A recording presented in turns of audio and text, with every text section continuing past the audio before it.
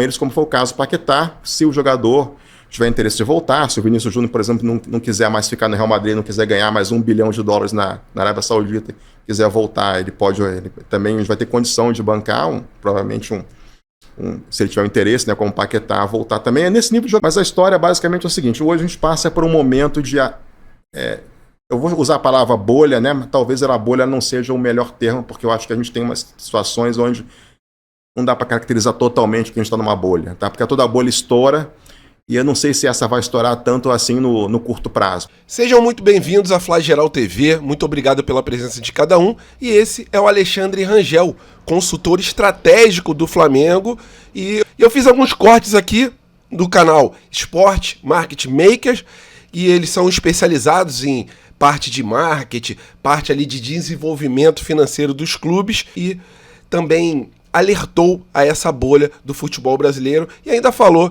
que se o Vinícius Júnior quiser voltar, o Flamengo tem condições de bancar. Vamos dar uma olhada aí. Vejo que ela vai estourar, mas vamos colocar com esse termo, uma bolha de inflação dentro do futebol. Isso é um fato, isso a gente vai ter que lidar, isso aí não tem como a gente ser contra. Ser contra isso é tentar remar contra a maré, é tentar questionar que a Terra é redonda, é tentar questionar que a gravidade existe, né? Então a gente tem que lidar com a situação dentro dos clubes, né? Quando a gente olha como é que isso se formou, na verdade a gente tem 5 fatores que levaram a essa aceleração de custos muito grande no futebol brasileiro, em particular no futebol brasileiro. Então, o primeiro fator lá foi a própria questão do adiantamento da LFU, que gerou... O que é uma bolha, na verdade? É uma injeção de capital abrupta, né, sem controle, né, num período muito curto, que gera uma inflação. Toda vez que você joga capital dentro da economia, já dizia minha professora de economia, a Janet Yellen, que eu fiz lá em Berkeley, né, tive o prazer de estudar com ela, né, toda vez que você injeta dinheiro na economia, isso gera inflação. Tá? Então, aquele primeira venda dos direitos de marketing da LFU criou uma primeira inflação no mercado. Alguns clubes pegaram aquilo e pagaram dívidas, mas a grande maioria pegou aquilo e reinvestiu, obviamente, em performance esportiva, o que gera inflação no mercado. Tá? A segunda questão foram das bets.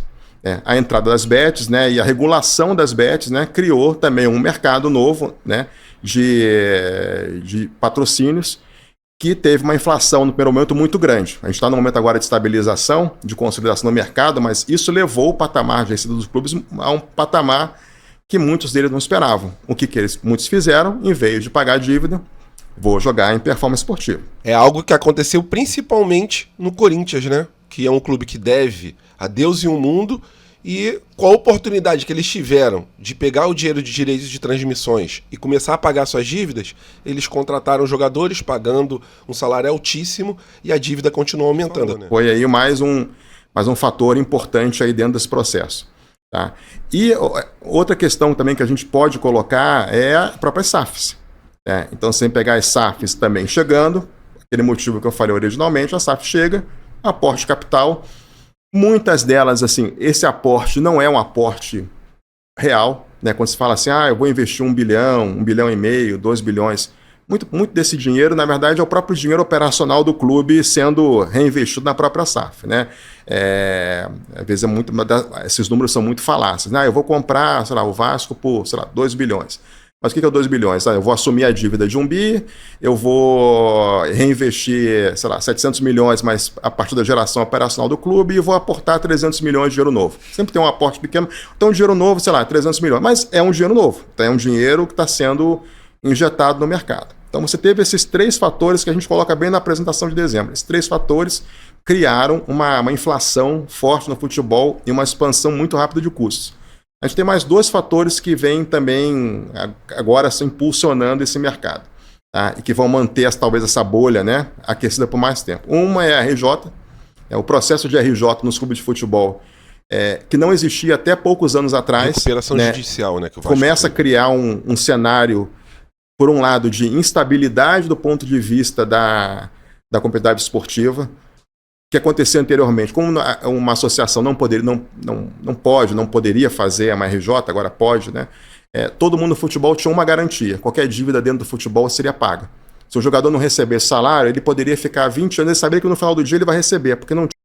O exemplo foi do Valdir Bigode, né, que jogou no Vasco e depois ficou revoltado porque receberia um valor e aí o valor caiu para tipo 10% e ainda para receber nos próximos 10, 20 anos. Tinha como você reduzir uma dívida esportiva. Agora você tem.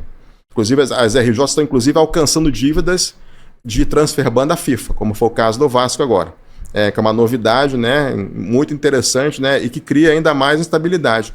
Mas, de certa forma, na medida que você cria esse instrumento e você tem, por exemplo, no caso do Vasco, uma redução de dívida de 90% na cabeça, 92% na cabeça, o que você está fazendo? Você está injetando dinheiro de volta no mercado.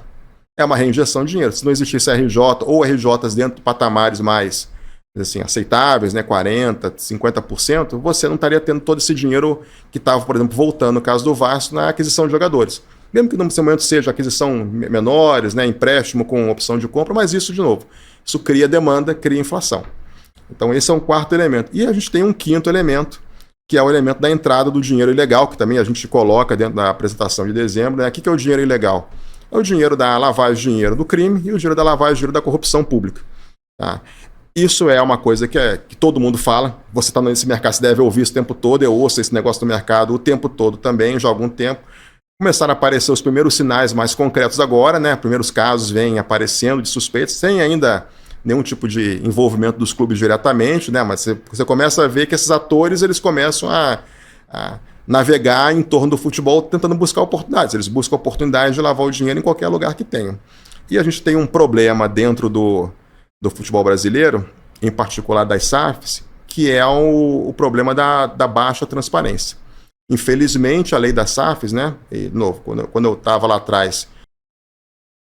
Em relação à baixa transparência, a gente pode pegar um exemplo aí da SAF do Botafogo, né? Que jamais foram divulgados aí os seus dados em relação à parte financeira.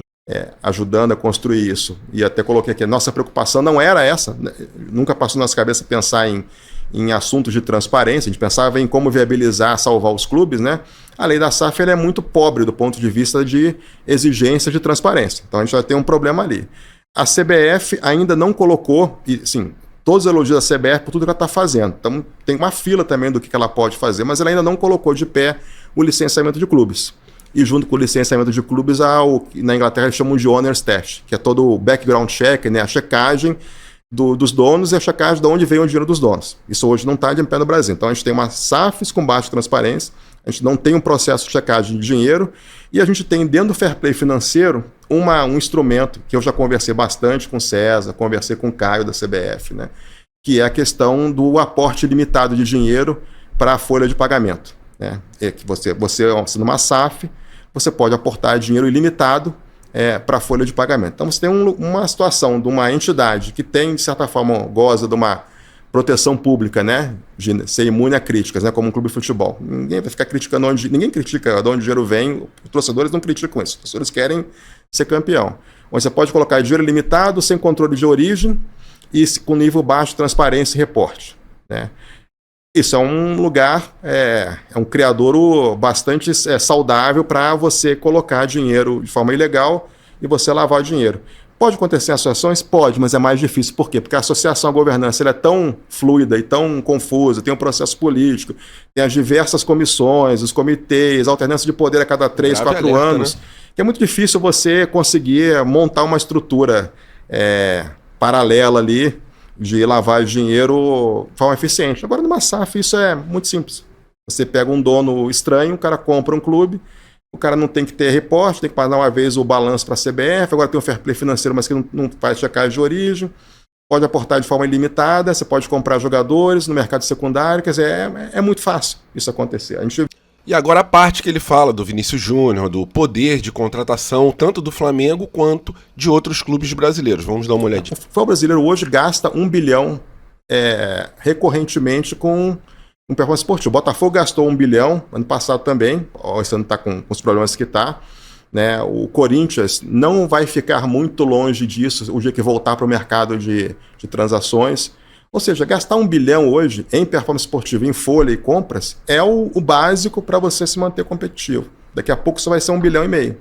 Daqui a pouco a gente está projetando uma curva de crescimento disso aí. Então, para essa é a realidade do futebol brasileiro.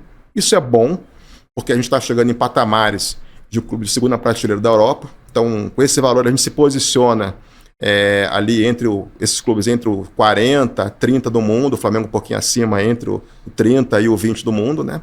Como você falou, né? Se a gente pudesse ter tido usado o balanço de 25 no estudo da Deloitte, não estaria em 22º lugar, mas ano que vem os clubes da Europa não vão ter a receita do Mundial, a gente vai ter o balanço de 25 a receita do Mundial, então a gente vai subir mais, talvez bater ali perto do 20º lugar, né?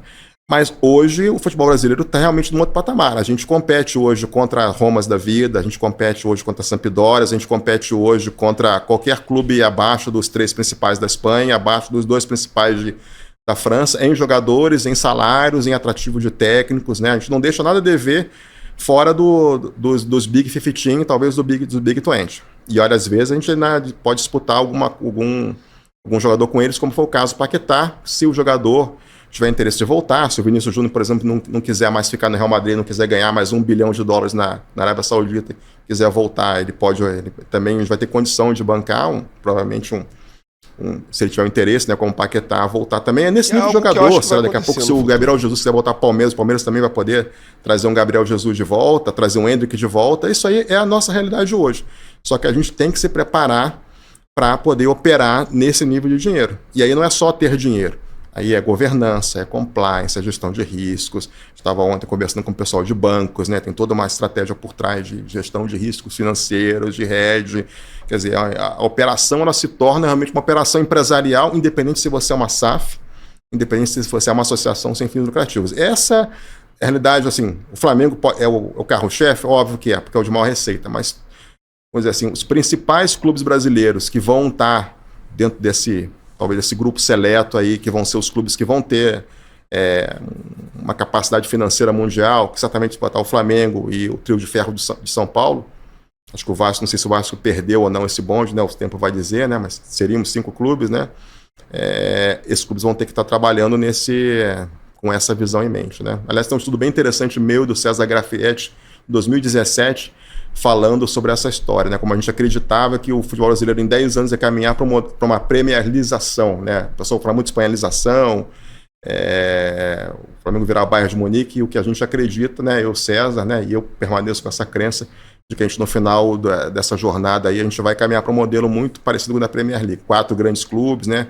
Mais 1 ou 2 desafiantes que tem um caixa esportivo excepcional no ano, ou algum aporte financeiro excepcional esse ano, tipo um Newcastle da vida, e que vão parecer como 5ª, 6ª força, mas tem sempre ter esses 4 ali que vão estar numa situação muito parecida. Eu não acredito nessa história, a gente não planeja nessa história de virar hegemônico, virar o único clube. A gente acredita que o Corinthians vai voltar, o São Paulo vai voltar forte, o Palmeiras vai ter suas oscilações por conta do modelo deles muito baseado em jogadores, mas depois também vai se recuperar em futuras gestões. Então, esses 4 aí vão estar competindo muito ferozmente aí no horizonte aí de 5, 10 anos.